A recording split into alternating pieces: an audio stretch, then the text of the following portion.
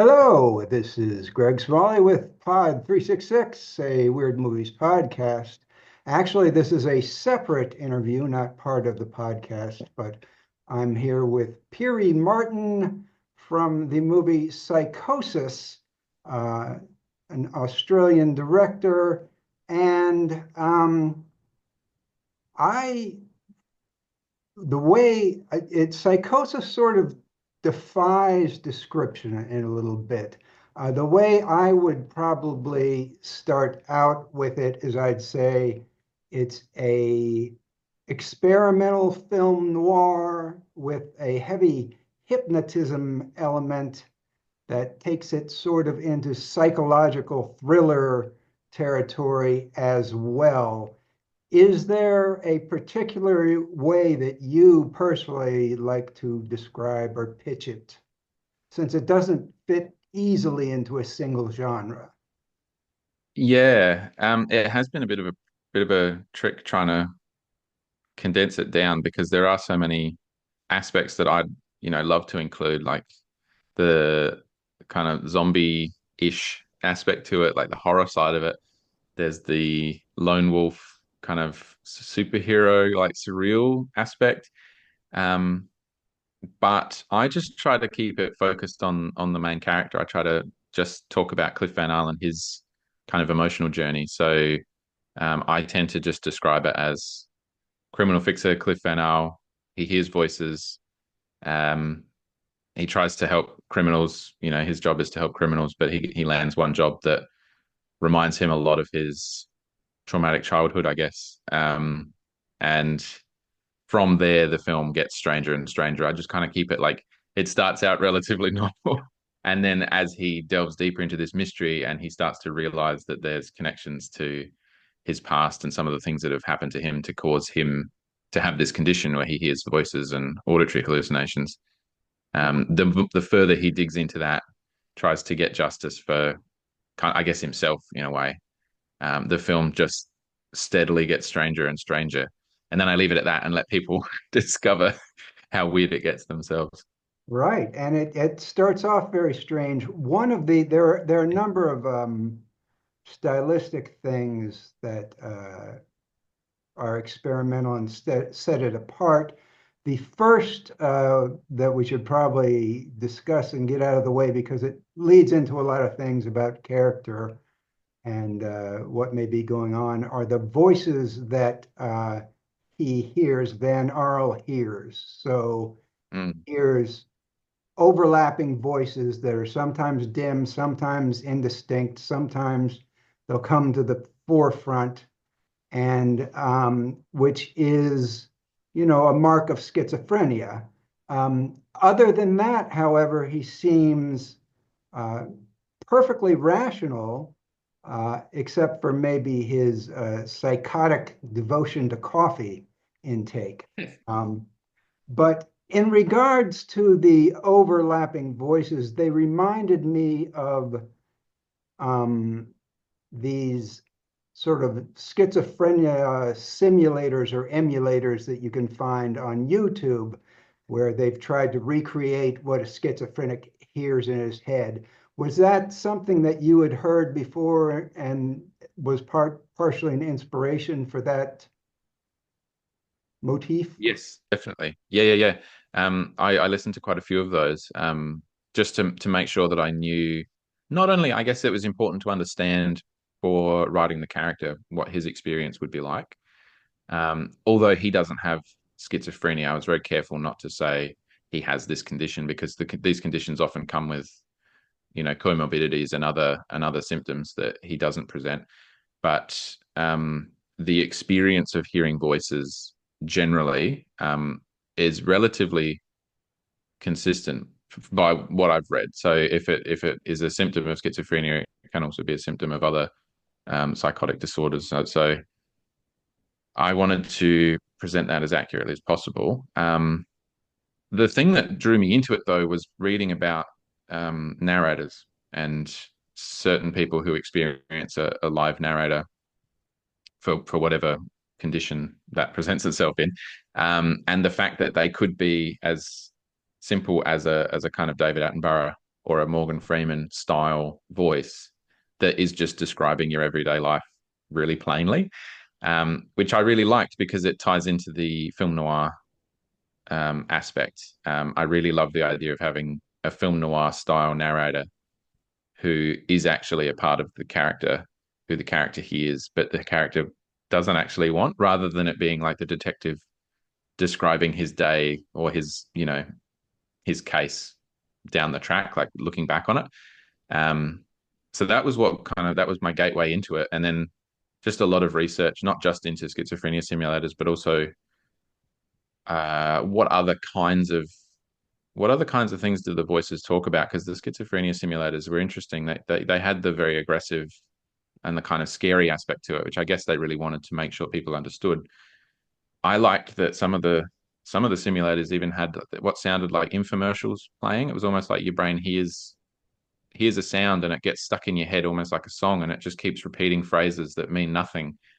And that side of things I found really interesting. Or people who are maybe on better terms with the voices, maybe they're in a better headspace as they kind of learn to cope with the condition, and I guess you can almost say they kind of make friends with the voices a little bit, and they start to, sounding more encouraging, less critical. And I found that very interesting, especially as a way of getting Van Al's character across on screen without him having to do too much. Like you see him reacting to things. He's a very kind of stoic character, like a bit of a tough guy, but see him putting this front on, and then you get to hear his thoughts effectively, or hear the translation of his emotions through the voices, and you can see that he's really insecure, or that he's stressed, or sometimes he's feeling confident, sometimes he's terrified, and I really loved the idea of playing with that and like giving the audience like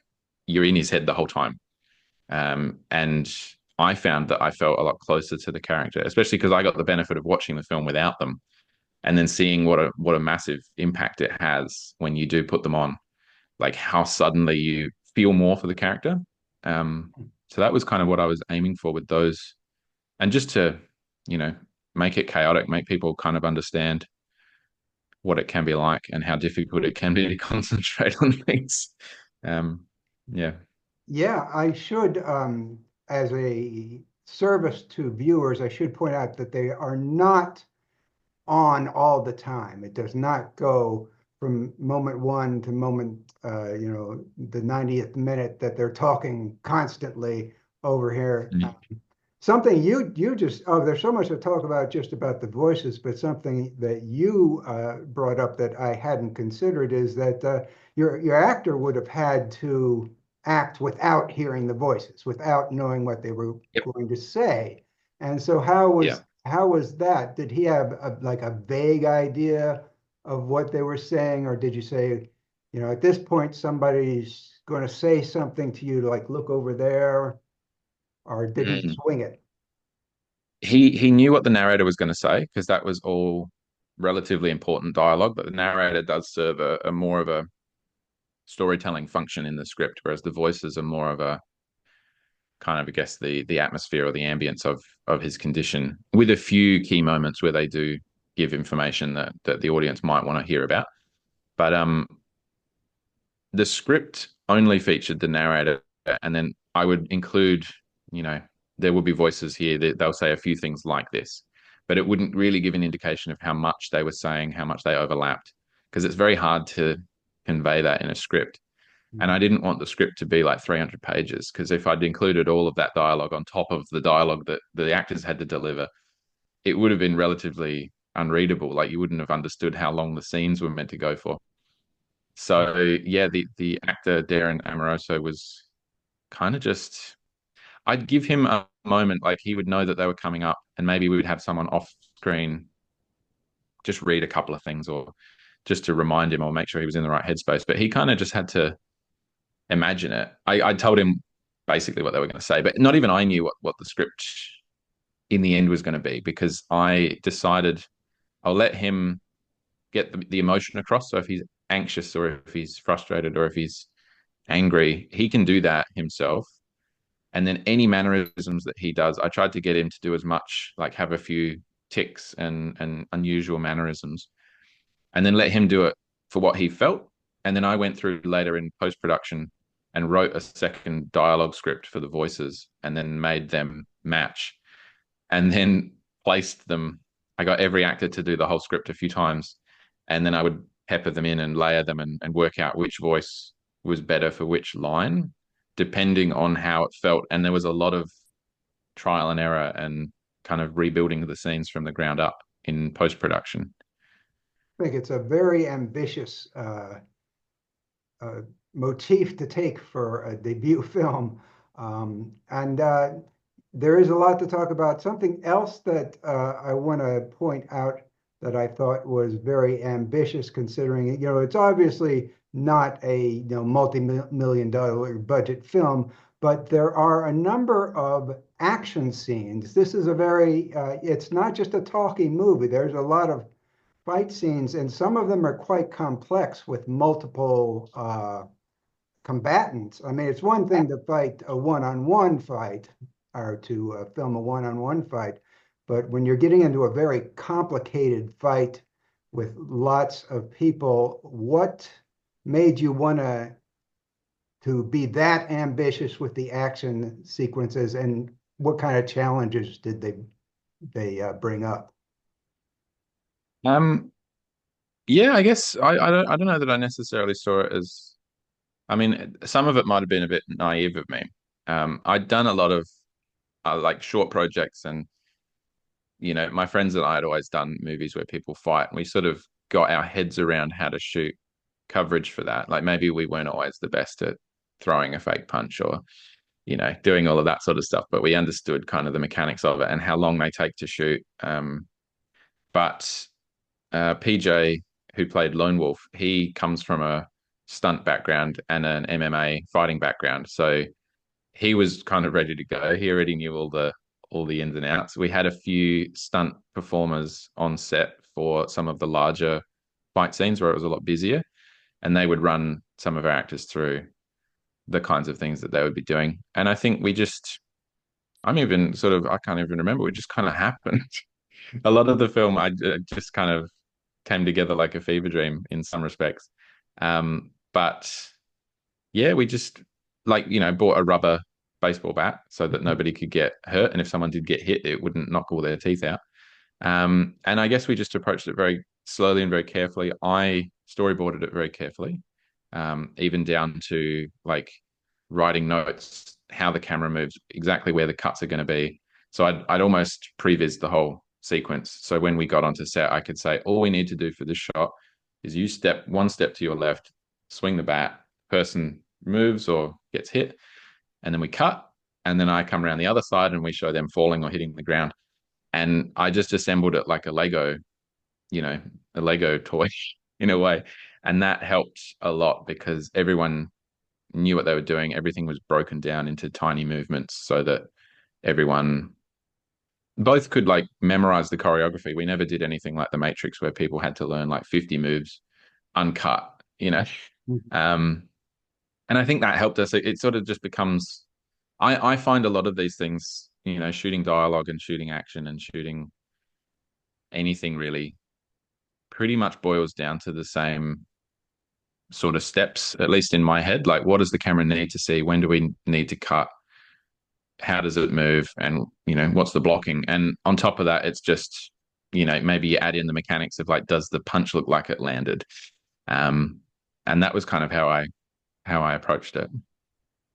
I think it certainly added a lot of production value, made it look like a bigger movie than it probably was budget wise. I think you stretched it and made it Mm. more exciting.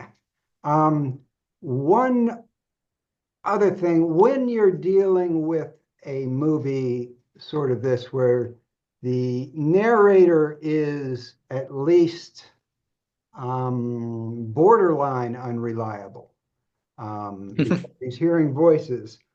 Uh, Sometimes directors will want to play with, is this happening? Is this imaginary?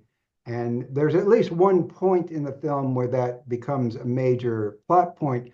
But I will say, in general, for me, I kind of bought into the idea that this was his reality. He heard these voices. There was a reason explained why he heard these Mm, voices because he went through these. And I went through the whole movie on face value, never really wondering or doubting that this was really happening. Did you have mm. a preference? Did you want people to be guessing whether it was imaginary, or did you want people more like me to just buy in 100% to this alternate reality, or just do what they want? Take do what you Well, want with it. yeah, well, I always, I like people to have their own interpretation. I think that's keeps it fun. But I mean, for me, I never saw the narrator as being unreliable, unless in the sense that he's very annoying and he says things that you don't need to know about. Like there's stuff that happens and you can see it happening.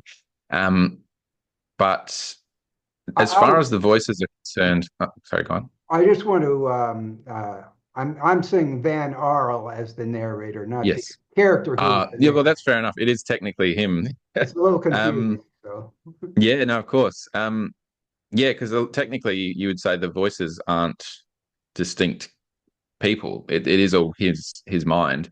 Um, and that was something interesting for Lindsay, who played the narrator, to try and get his head around that he was playing a character within a character, um, sort of butting heads with himself. But I've always seen the voices as being very much real, and in the sense that anything is real in that sense, but it is a real thing that he's experiencing.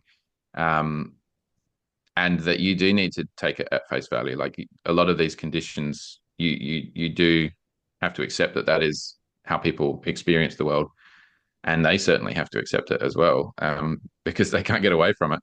But some of the things that I wanted to play with, like the first time you see Lone Wolf and he drives past and he gives him the little shush. I wanted that to be like Van Al wondering whether or not that's a hallucination at first. okay, Um, and moments like that that are more kind of the psychosis side of things, where strange things are happening around him, and it's his job to decide whether they're real or not, and whether or not he needs to act on them. And to have the audience kind of come along and question that with him. But definitely the voices and the narrator are all the voices are very unreliable in the sense that they mess with him a little bit and they go off track and talk about other things, and maybe some of the things they say aren't authentic. But I was playing more with the things that you see being the hallucinations, and the things that he's experiencing, his thoughts and the voices in his head are kind of all that he can trust in a sense. Um, so yeah, almost in the other direction, like you just have to listen to the voices and trust that everything else is real. and for Van Arl, the voices are an asset. They're what helps him do his job, and they help him out, give him clues, and so forth.